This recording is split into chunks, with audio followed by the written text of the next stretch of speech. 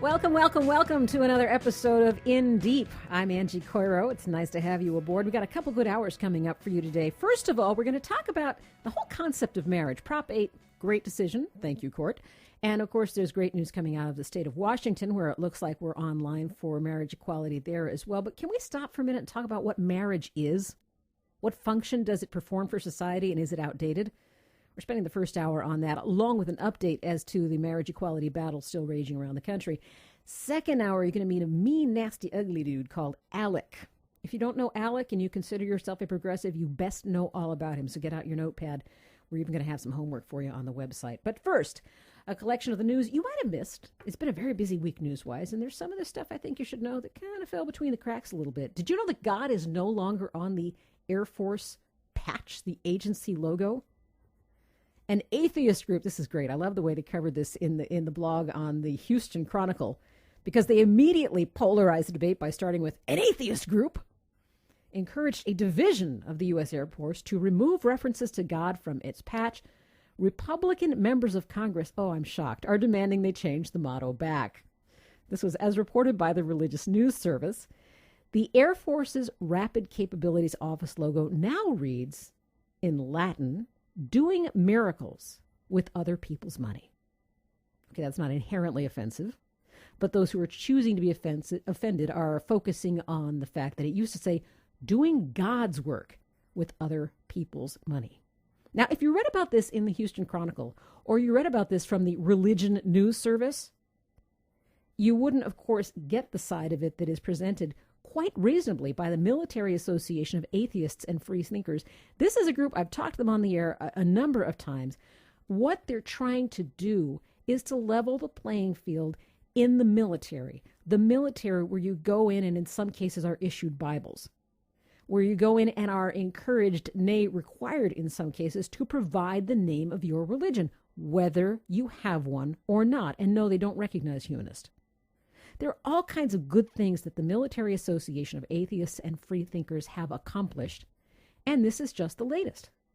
Because everyone working for the Air Force does not believe they're out there doing God's work, nor should they be on behalf of the U.S. military. So now the logo reads quite appropriately, doing miracles with other people's money. Whether miracles are true? That's a whole nother argument. But, you know, it's all about getting irate. If you're on the right, if you're a Republican, if you're in some cases the Catholic Church, it's all about being irate. That's what you do. It's a full-time job. Now they're irate because we want to see coverage for contraceptives, full health coverage for women.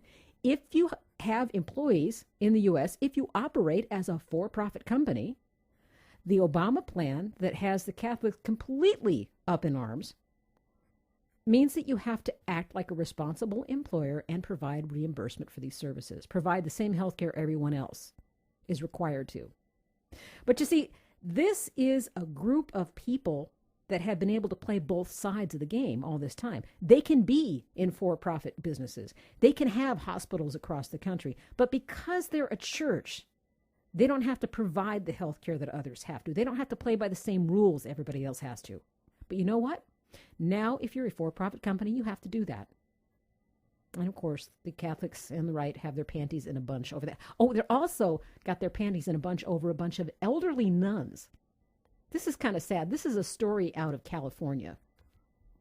And I found this, of all places, in the Daily Mail, UK, which is, all right, a dubious source sometimes, but it's the first I heard about it. This is a place in Connecticut, a little monastery, with two nuns, 81 and 75 years old.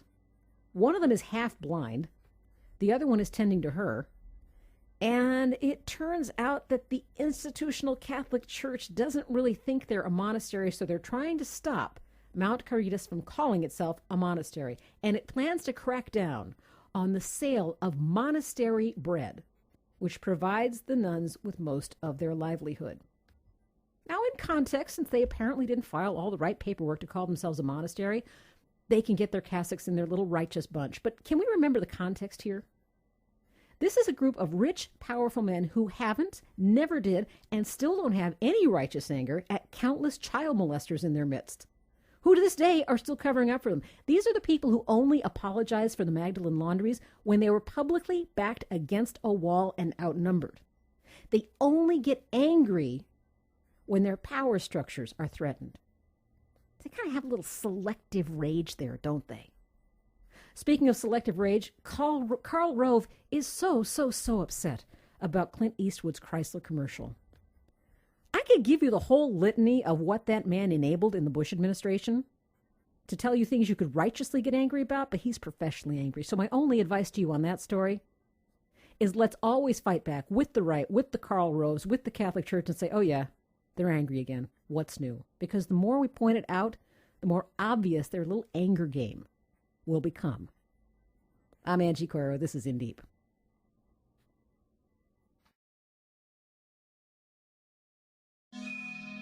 This is In Deep. I'm Angie Coiro. Welcome back. This is our patented formula of two topics that go way beyond what you see in the headlines. Thank you for tuning in for this and for our next hour. But first, we have a news flash. We've had a little change in our website. So the background, this show is a production of our company, live from the left coast. And you can still reach us at lftlc.com. But this show, its very own self, now has its own website. You can find that at indeep.org. We hope to see you there. And we, by the way, now includes Dr. Cindy Meyer. She has come on board at LFTLC and In Deep because she's going to help us produce a series that I have very long wanted to bring to you. Important, helpful discussions on mental health issues, the spectrum, personal, medical, social. This series is in the planning stages right now. We're calling it the Depression Chronicles. And we really want you to take an active part in this. At indeep.org, you can hit the contact button to suggest topics, share your stories, any contribution you would like to make to this new series. And I really hope to hear from you there. Indeep.org, the contact button. Our topic in the next hour is also important. If you count yourself a liberal, a progressive, or even just a person who believes that people, not corporations, not the secret string pullers behind the curtain, should be making our laws, please stick around to hear our conversations about ALEC. ALEC is the American Legislative Exchange Council, and that may sound like a harmless title, even a cooperative title. It is not. They are directing and affecting your life, your money, your freedoms, all of our laws on the state and federal level. So next hour, please listen to our guests. And if you're inclined after you hear it, pass around that website link because we want you to share this with other passionate progressives. It's basic bottom line knowledge that needs to underpin our activism around these issues, okay? So share that link if you like to, indeep.org with our next hour. And that is the next hour. But this hour, we're talking about marriages. Shall we talk marriage? I am not proposing to you.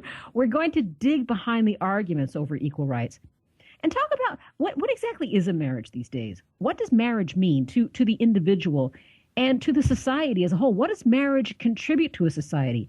When we say we want everyone to be able to enjoy the benefits of marriage, do we know that those benefits have changed over time? And in fact, some of them are downright imaginary? In a few minutes, we're going to be talking to Dr. Stephanie Coontz.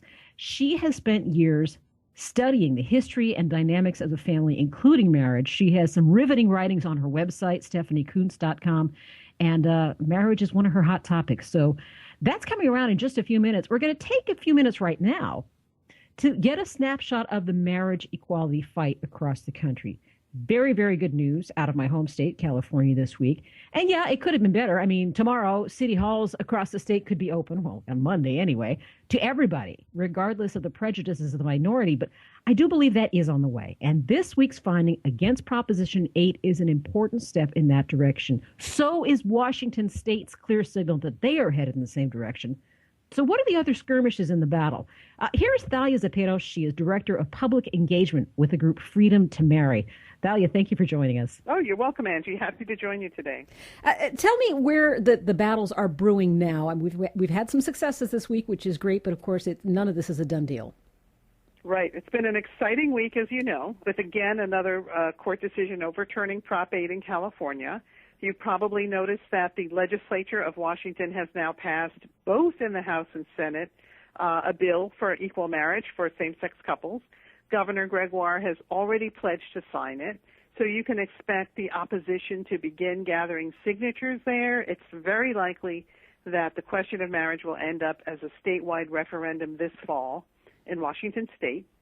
You can also look ahead to the state of Maine, where something similar happened in 2009. The bill was passed, signed by the governor, but then defeated narrowly in a statewide vote. Folks up there at Equality Maine have been working ever since, and they have now collected the signatures to put the question back on the ballot.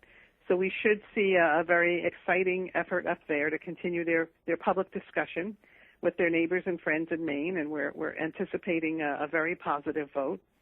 Other states where you'll likely see activity, you may have heard about the kind of high-profile battle in New Jersey.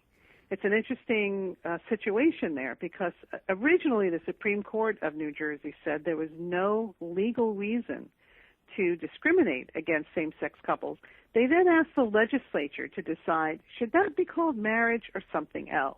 The legislature set it up, established civil unions, and since then they've gone back and really convinced the legislators that civil unions just don't work. So they're now getting ready to pass marriage in both houses of the legislature of New Jersey, but you may have seen or heard that Governor Chris Christie has vowed to veto that bill. So there's a lot of high-profile discussion going on there. The big question in New Jersey will be, can the legislature overcome the veto by the governor? They need a huge margin of two-thirds in both houses to do that. You brought up a couple of others. Mm-hmm. No, go ahead. You had a couple more there. Yeah, there are even other states ramping up this year. Similar to Washington State, Maryland has been looking at introducing a marriage bill, and we heard just yesterday that legislators in Illinois want to file for marriage as well.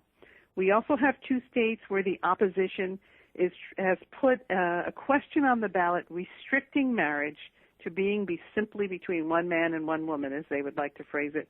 Those states are Minnesota and North Carolina, and you can expect to see statewide votes there as well. In most cases, we'll be seeking to defeat those measures. What in the world is going on in Minnesota? First, they go for Rick Santorum on the Republican ticket, and now they're doing the anti-marriage thing as well.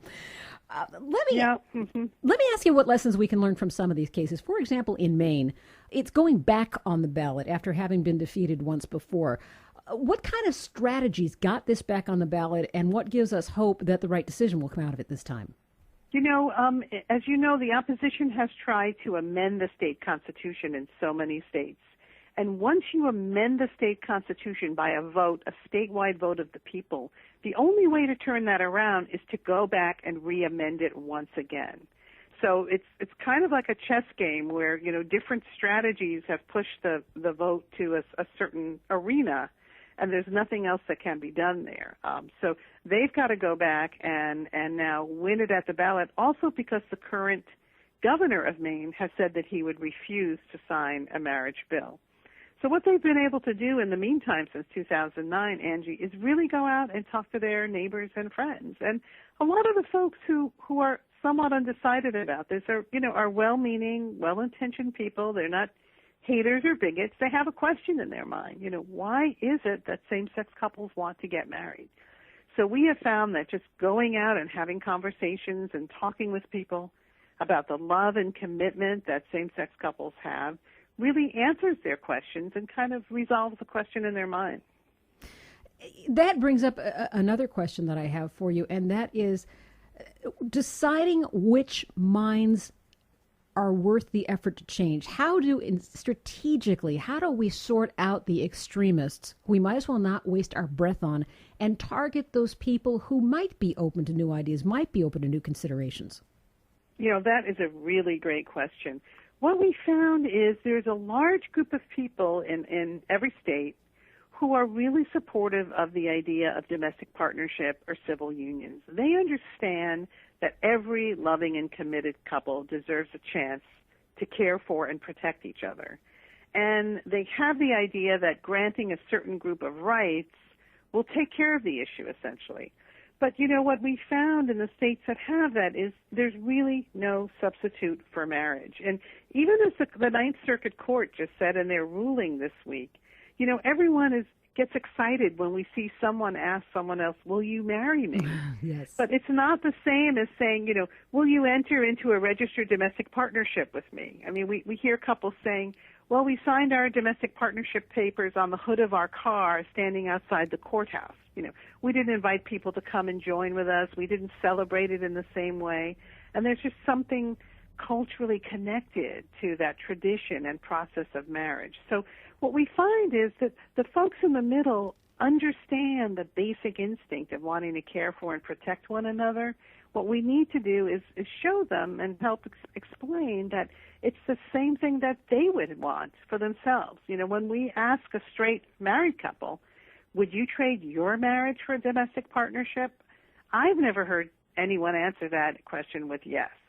When it's put in that way, they say no. I know what marriage is, and that's what I wanted.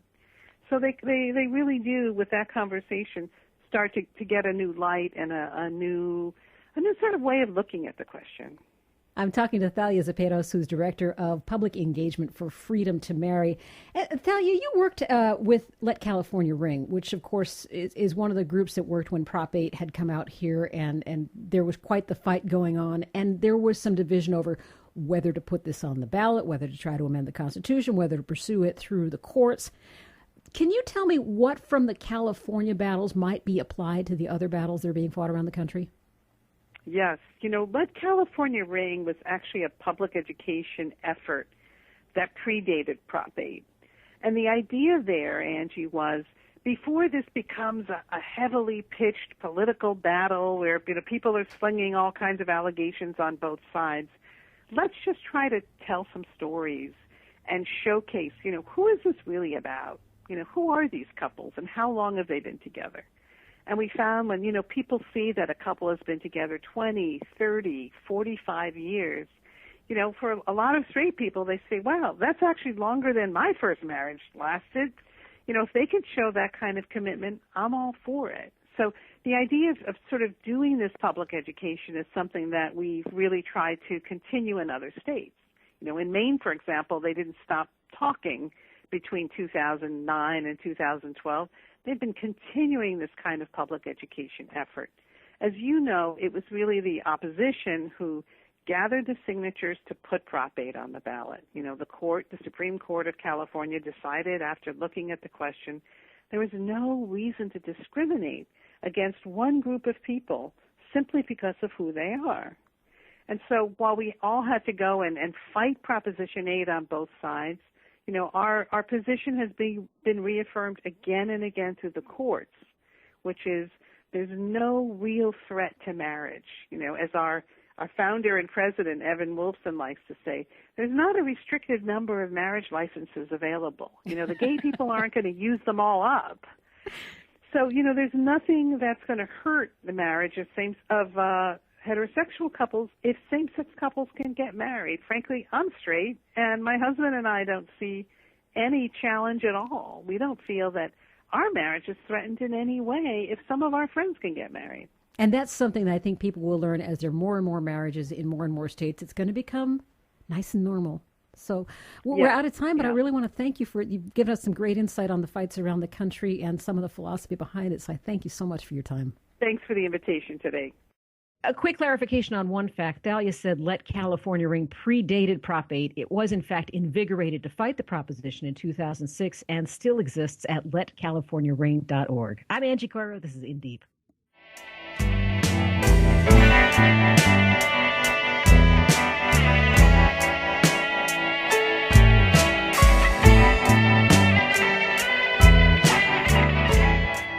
Welcome back to In Deep. We're examining marriage in all its glory, in all its history, in all its functions in society, even the future of marriage. I'm talking to Stephanie Coontz, who's an author of a number of books on this and other family-related topics. She's Director of Research and Public Education for the Council on Contemporary Families and a teacher of history and family studies at the Evergreen State College in Olympia, Washington. Stephanie, let me float something past you. I've heard from any number of people, and I wonder if your research shows that it has any validity. As I was growing up, you heard people bemoaning at what was the increase in divorces. And then nowadays there seems to be a much more prevailing attitude that we're all living longer, we're all becoming more self-realized individuals. there's nothing really wrong with becoming a different person and having several partners, one after the other, to match that person that you are right now. In other words, divorce is not the big tragedy it was, because to say I'm with you forever or death do us part would be a lot longer time right now. Do you think there's any validity to that? Well, I'm a believer that divorce can be a very important recourse for people. And, we talk a lot about how divorce is bad for children and for women. But in fact, when you look at the record, 2/3 of divorces are initiated by women. And when you look at the progress of no-fault divorce, one of the things that we're fortunate as researchers to be able to track what happened as each state adopted no-fault divorce, starting with California in 1970. And in the 5 years that followed, in every state where they adopted it, there was an increase in the divorce rate, but there was also an 8 to 13% decrease in the suicide rate of wives and a 30% decrease in domestic violence. So divorce can be an important escape hatch. Now, I do not recommend running from one partner to another partner if you have children. I think, in fact, Andy Cherlin has a book called The Marriage Go-Round, in which he points out that Americans almost like love marriage to death. We get married, doesn't work, and then we move into another relationship very, very quickly. That sort of churning is not good, I think, for kids. In fact, life in a stable single parent might be preferable to that sort of turnaround. But being able to have divorce is an important thing. And one thing that people don't recognize is that as we've become, as the age of marriage has risen, as we've become actually more accepting of alternatives to marriage, the last 15 years have actually seen a decline in the divorce rate for everybody, and this comes back to your initial question, for everybody except people in their 50s and older.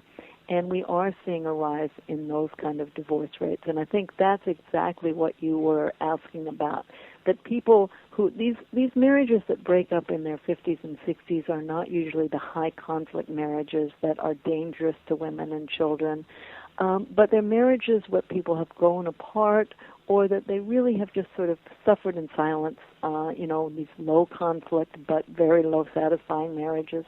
And today, with the extension of the active lifespan, people, I think, are reaching their 50s and 60s and saying, okay, the kids are out of the home, and I really don't need to stay in this marriage any longer.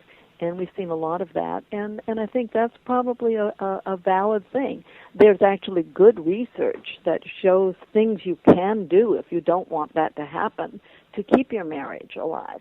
And that's a lot of fun research, and I'm a great proponent of doing that. But if your marriage has withered on the vine, I don't think there's anything wrong with having the option to leave it and to start again in your 50s and 60s. Well, you mentioned children again, and one of the things we hear from the opponents of marriage equality is that you need that heterosexual man-woman unit, one man, one woman for each child, or for a child to be raised properly. And that unit is considered the most nurturing and historically the appropriate one. And that might also be, the corollary of it's best for society for a child to be raised in that unit. What's the history there and what's the reality there?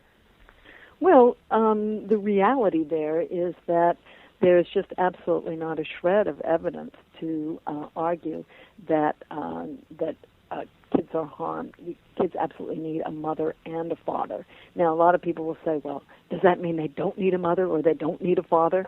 No, I mean, of course, a good involved mother, a good involved father are big assets. But the gender is less important than the relationship between the people who are raising the kids. And we've done all these studies that show that although single-parent families can function very well, they do have more challenges than two-parent families. And we're finding that kids where they have two parents, whatever the sexes, on average, if the parents are getting along, do better than kids that have one. So, again, that's another argument for marriage equality, not against it. Let's test another couple myths with my guest, Stephanie Coontz, who's written a number of books related to family and marriage, and we brought her on to discuss the realities of marriage, both as opposed to and in concord with how it's believed to be, how it's perceived to be, and how it's presented as in current society. Stephanie, one of the things that we hear where marriage is concerned is that it is, in some cases, people believe it's the best way to achieve fullness as a person. You are best off with a partner. Is that something that is consistent throughout Western history and society, that the ideal was considered to be to hook up with at least one, and as you mentioned earlier, perhaps more than one person? Well, people are social animals, and we need intimate relationships. You know, there's a lot of debate among evolutionary psychologists about whether human beings are naturally monogamous or naturally promiscuous or polygamous. I think that human beings have both impulses and that we struggle with them. You know, we have impulses in both directions, and different societies encourage different kinds of arrangements, and then individuals have to make their their sense in which they're going to either conform to those expectations or develop alternative subcultures. But yes, having social networks is very important, and for many people, a close, intimate partnership, whether married or cohabiting, tends to improve health and well-being. But the thing that a lot of pro-marriage activists forget is that the adjective is really important. What kind of a marriage? You know, when you look at, for example, the health impact of marriage, when couples have a good relationship, married or cohabiting, if they're spending a few extra minutes a day spending together, actually lowers their blood pressure and improves their immune functioning. But if they're in a bad relationship, it raises their blood pressure and reduces their immune functioning. So good partnerships seem to be helpful to most people. On the other hand, never married people who have remained single all their life, tend to be almost as happy as happily married people by the time they're in their 50s and 60s, and much more happy than unhappily married people or divorced people. You know, there's a lot of individual variability in what's good for people. Let's talk about the different types of marriage that you introduced in our last portion of the show. And you mentioned that there are different forms of polygamy: one woman, many men; one man, many women. And then, of course, here in America, the norm is considered to be the two-person unit. When a society rises or falls, I'm sure you can't point at it and say definitively, well, that's because they allowed polygamy. But do we see any correlation between the strength and success of a society and the nature of the marriages that it allows? Not really. There has to be a good fit between the way a society works and the way it organizes its marriage. And marriages that work in one setting may not work in another. For example, sororal polygyny, many Native American societies where most couples were married as couples. Nevertheless, they would often have, if a wife's sister lost her husband, she might actually ask her husband to marry her sister so that she would have somebody who would be a hunter. Then in many early societies where the earliest forms of social differentiation and social status were in producing big feasts and gaining stature, you find that men actually accumulate wives, and that helps them to maintain and enhance their social status because they have wives and children who work for them. Now, that might be good for the men who can monopolize the women. It's not necessarily good for the women, and it's not good for the younger men. So I don't think that there's really any one marriage form that works. Here's my best example I can give you of the tremendous variability in societies. There are several small-scale societies in Latin America, like the Bari of Venezuela, who believe that if a woman has sex with anyone during her pregnancy, in addition to her husband, that lover also contributes something of his substance to the child. And so when the child is born, the midwife will ask the woman if she slept with anyone else. And if she says yes, the midwife will go to to those men and say, you have become a father. Now, in our society, this would lead, I think, to a lot of real problems in marriages and some very mixed up kids. But I have to tell you, they found that in that society, where the men took this obligation seriously and shared their fishing and hunting, and it was a very low-level society that was teetered on the brink of starvation, a child had twice the chance of surviving to adulthood if his mother had been, quote, promiscuous during her pregnancy. It was a very useful way of behaving. So all of these things really depend upon the social structure, the arrangements, the environmental conditions, and the cultural values. I have time for just a couple more questions for Stephanie Coontz, but if you're intrigued by what she's saying, you'll find a lot of her writings, some which will just keep you busy for hours, at StephanieCoontz.com. That's Stephanie with a PH, COONTZ. And if you didn't jot that down, don't worry. We're going to have that on our website, indeep.org. But I do encourage you to go do some good reading there.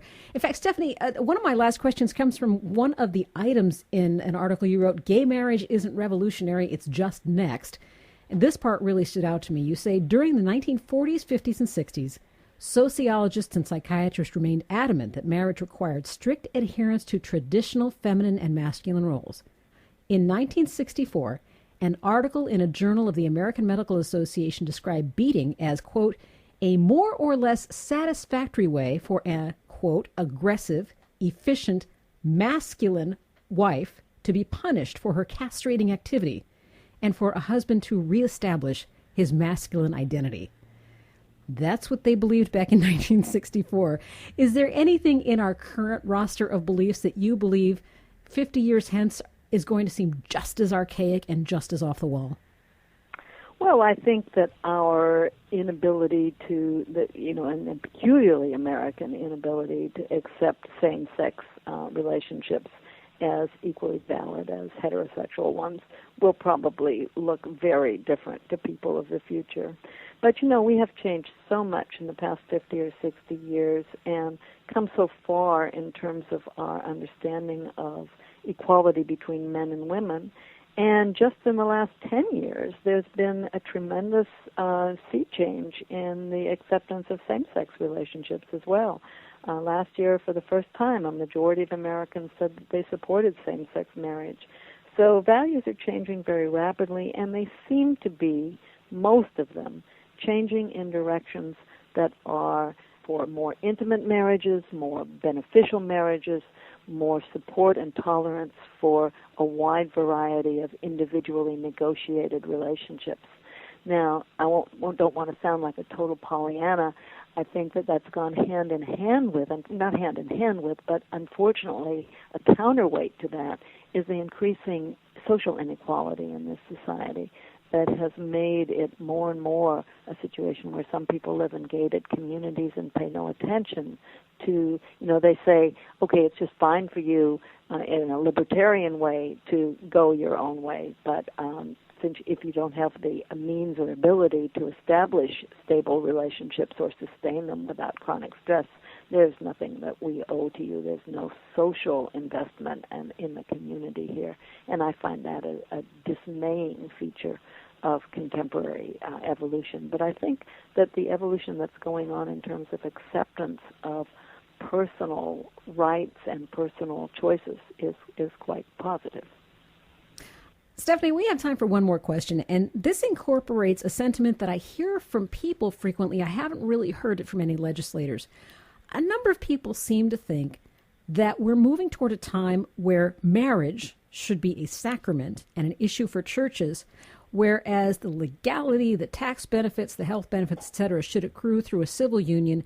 The government will have nothing to do with marriages, and the churches will have nothing to do with what we currently call a marriage, say the legal side of it, the state-invested side of it. Has that ever been the case in any of the societies that you have studied where they're considered to be two different things, or have they always been knit together? Well, for thousands of years, the state did not get involved in marriages at all. It was the parents who decided whether a marriage was valid.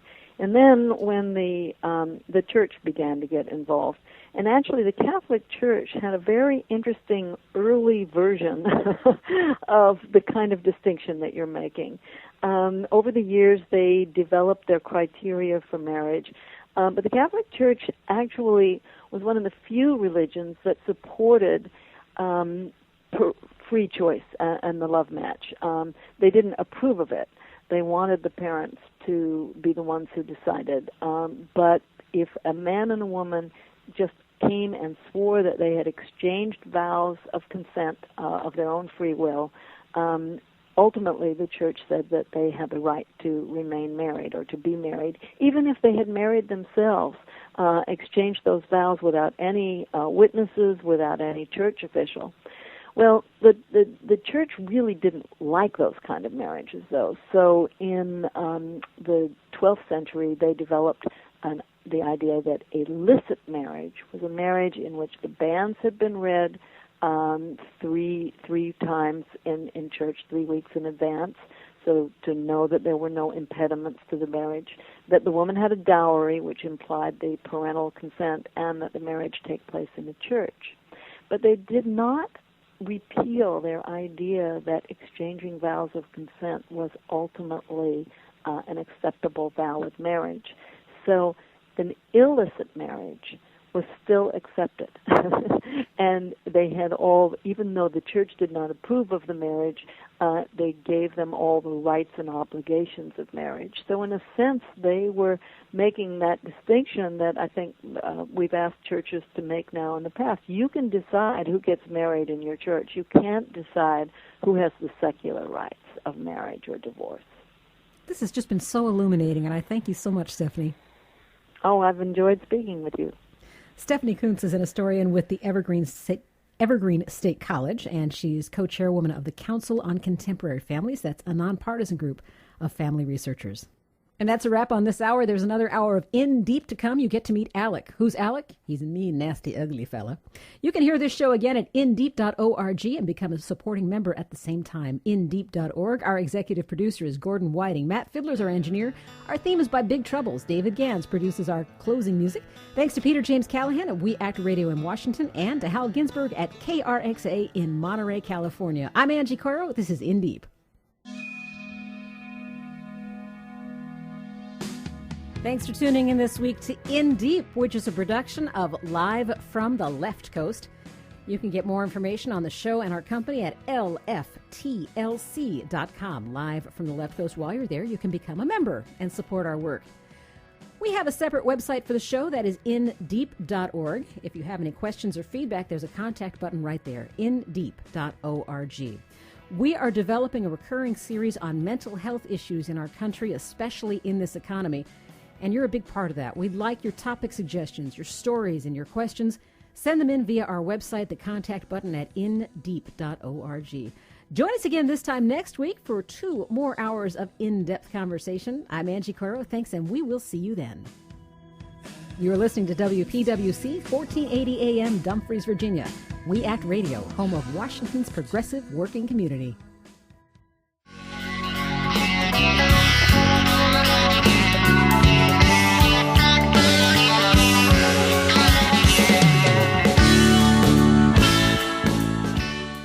Welcome back to In Deep. I'm Angie Coiro. We're spending the balance of this hour talking about, the very nature of marriage. What is the point of marriage? What is marriage in the U.S. as opposed to what it brings to other cultures? What's the future of marriage?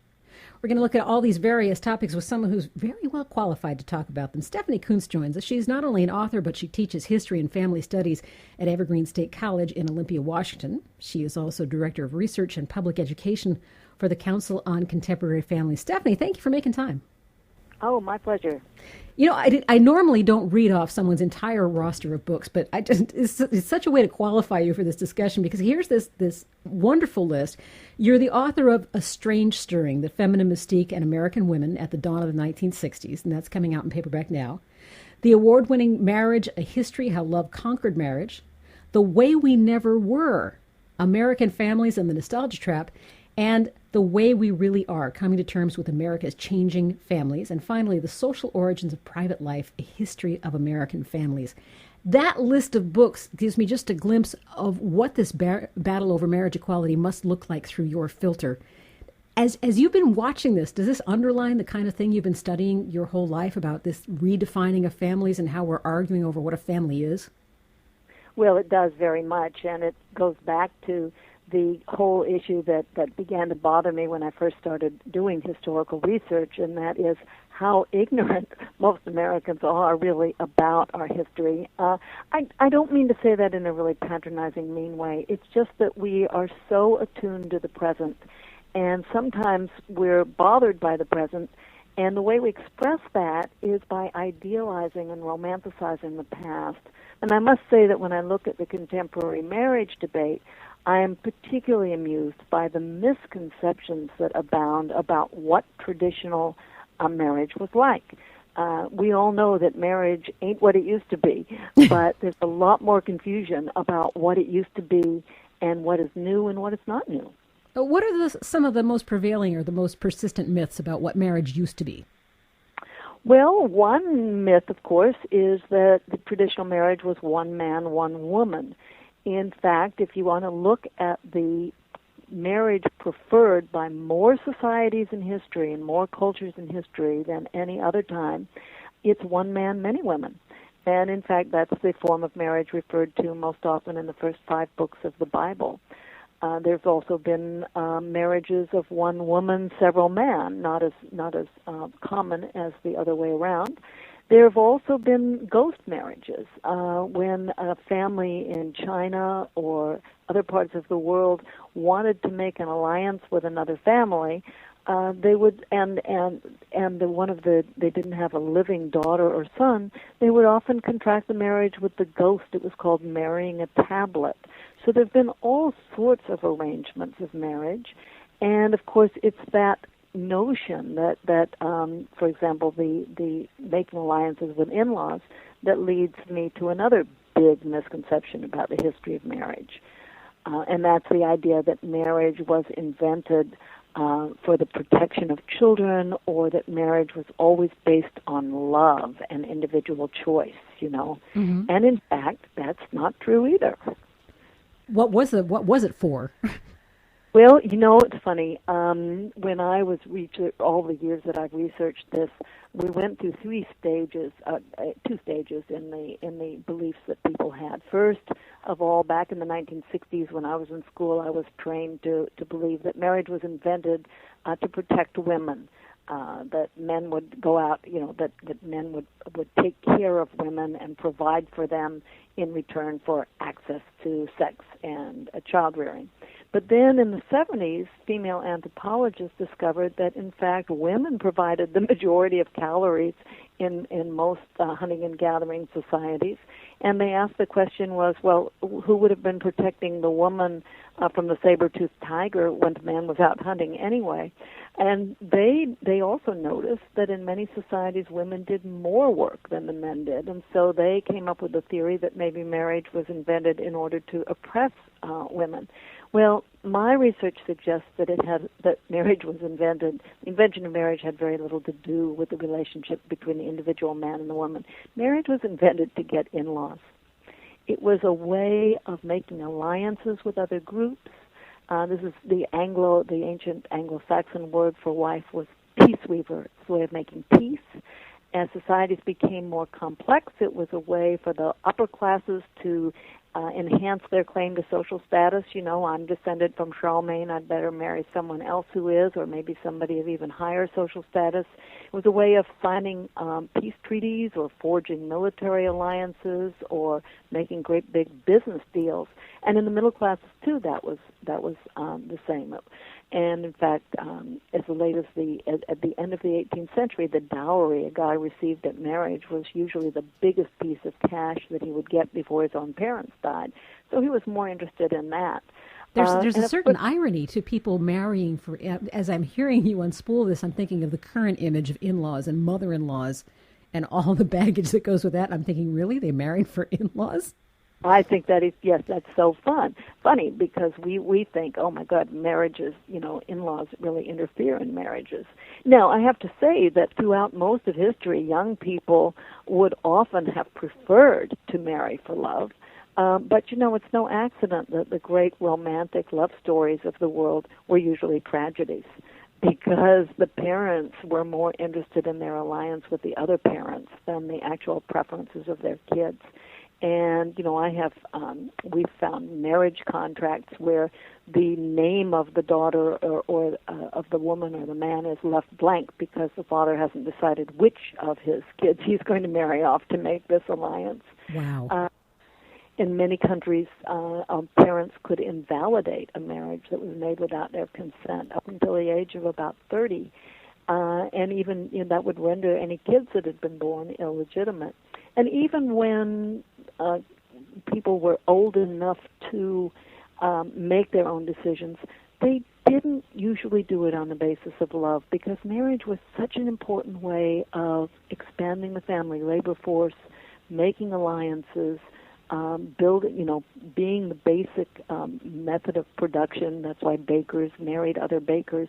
That most people believed right up until the late 18th century that it was pretty silly to marry for love. You could get your love elsewhere. I'm talking to Stephanie Coontz. She's Director of Research and Public Education for the Council on Contemporary Families, as well as teaching history and family studies at Evergreen State College in Olympia, Washington. What are some of the misconceptions, or I should say perhaps in some cases, the way we fool ourselves in America about what marriage is now? I mean, there seems to be a public perception about the sanctity of marriage, the importance of protecting what marriage is. And sometimes I think we're not looking very clearly as a society at the realities of marriage, the divorce rate, often the unhappiness. Well, actually, though, I think that it's important to recognize that there's this tendency to say, so we have this high divorce rate, people are unhappy, it's not such a sanctified relationship, there's infidelity. But what we have to remember is that the low divorce rates of the past did not mean that people were doing marriage any better. It meant, in fact, that they just had fewer alternatives and they were more compelled to enter marriage. When you look at history, one of the interesting things is that for thousands of years, marriage was based not on protecting women but oppressing them. There's that lovely wedding vow that the man says, "With all my worldly goods I thee endow." But in fact, until the late 19th century, when a woman married, she endowed the man with all her worldly goods. He owned any property that she brought with her, even her personal jewels, and any income she earned in marriage.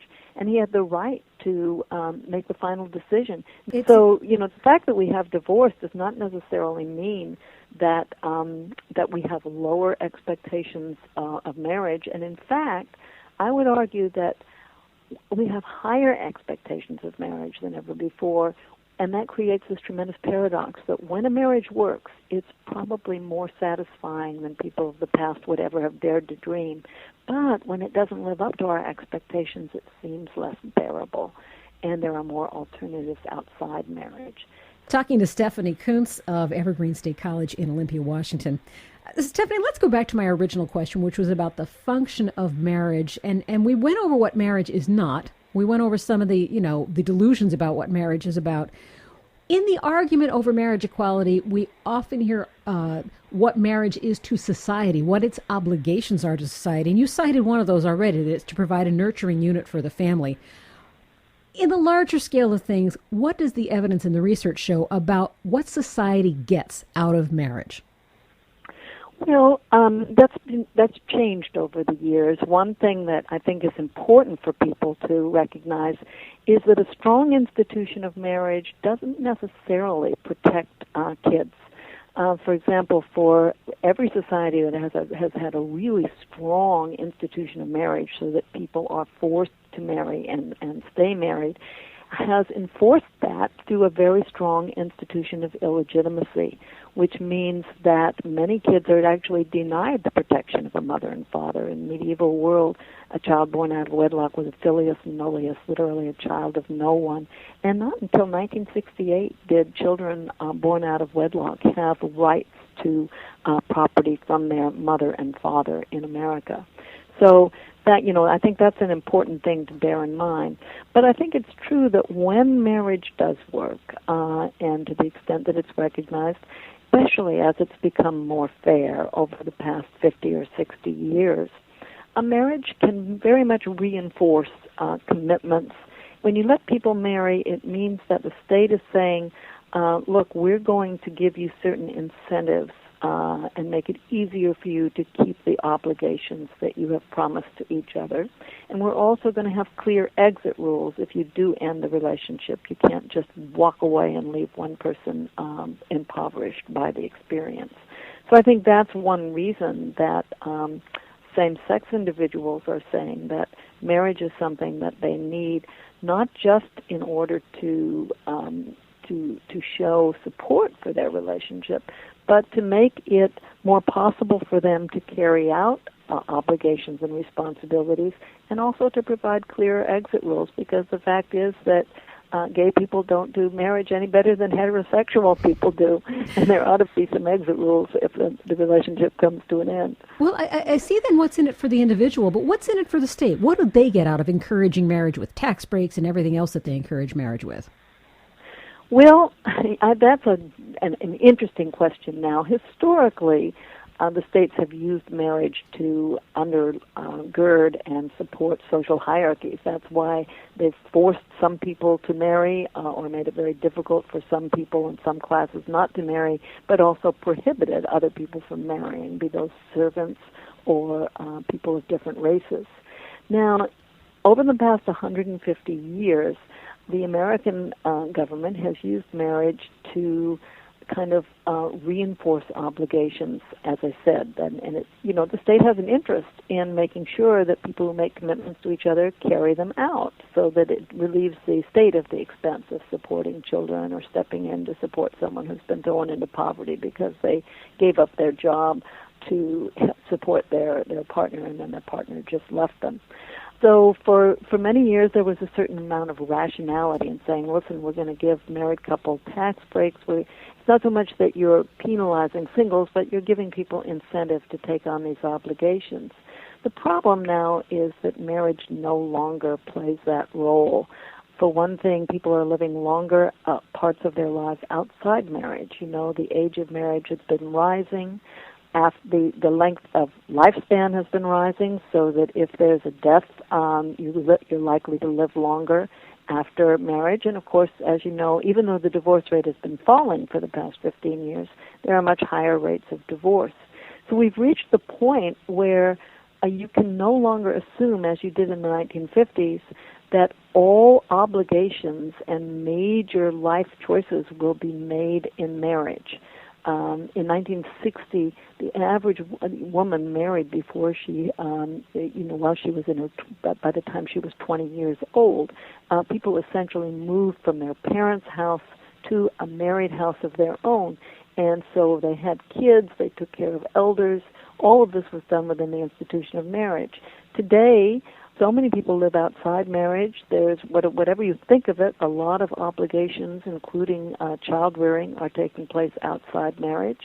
Unmarried people, for example, even aside from child care, they actually give more time and assistance to their aging parents and siblings than their married couples do. So we can no longer assume that every married couple has obligations to dependents, and that anybody who's not married does not have those obligations. So I think that there is some rationality in protecting the marriage relationship, but it's less and less rational to give that such special privilege that you're denying singles. And of course, this is particularly a problem in the United States, which has used marriage as a substitute for more universal entitlement programs or support systems for people. For example, in America, you often have to be married to get health care instead of having health care be an individual right. The same is true with pensions and many other ways that the U.S. distributes services and resources to its members. That puts an interesting spin on it, because you would almost think that rather than fight for marriage equality, everyone could unite in fighting for the individual to have everything that accrues to the married. Yes, and I do think that fighting for marriage equality should not distract from that. You shouldn't be, I think it is probably a mistake to make your claim be, well, this is the only way that gays and lesbians can get access to health care or these kinds of protections. Because what if they don't want to marry? And what about the single heterosexuals? So I think that it's important to separate those issues. That I think that the real reason to demand marriage equality is to demand legitimization for your right to make these commitments and for them to be recognized and respected by society as a whole. And this is particularly important in the United States, as we were talking about earlier, because America romanticizes marriage more than other societies do, and in consequence has sort of a very interesting paradox that, when you're married, you're entitled to all this respect. When you're not married, even if you're living together, you're not. And, you remember a few years ago there was this TV show called Temptation Island where they took committed couples who were living together but not married, and they tried to break them up. And, to my mind, that was such an immoral kind of show. But at one point, they discovered that one of the couples was actually married, and with a great show of self-righteousness, they kicked them off the show because they wouldn't try to break up a marriage. Now, that's crazy talk, Yes. And yet, because we do have those kind of values, I understand very much why same-sex couples are saying, look, we want to have the access to that kind of respect and social support. But it should not substitute for the basic rights of human beings, to get health care. Who you sleep with should have nothing to do with whether you have a right to health care. We're talking to Stephanie Coontz, and she's going to join us again in the next segment. She's the author of A Strange Stirring, The Feminine Mystique, and American Women at the Dawn of the 1960s. You can find that by Basic Books, just coming out now in paperback. Stick around for more. I'm Angie Coiro. This is In Deep.